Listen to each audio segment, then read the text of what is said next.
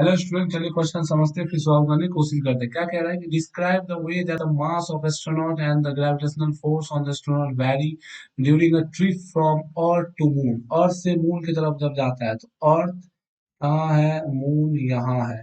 तो जब अर्थ के नजदीक आपका स्पेसशिप है तो अर्थ का पुल जो है when near to earth surface, earth surface से नियर होता है तो force of earth greater than force of moon.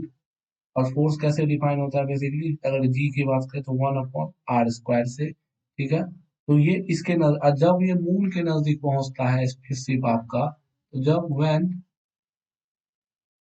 Near to moon, उस केस में जो जी होता है बेसिकली मून के लिए अगर आप डिफाइन करो तो -gm moon into small m spaceship का मास अपॉन आर स्क्वायर। तो ये भी डिपेंड कर रहा है आर स्क्वायर पे ही, लेकिन इस केस में क्या होगा कि अब ग्रेविटी और क्या कहते हैं, अर्थ का उतना डोमिनेटिंग फैक्टर नहीं होगा जब ये मून के काफी नजदीक होगा, क्योंकि ग्रेविटी आर के स्क्वायर पे डिपेंड करता है। तो मास से ज्यादा डिस्टेंस एक अच्छा फैक्टर बनता है डोमिनेट करने के लिए। बात समझ में आ रही है ना।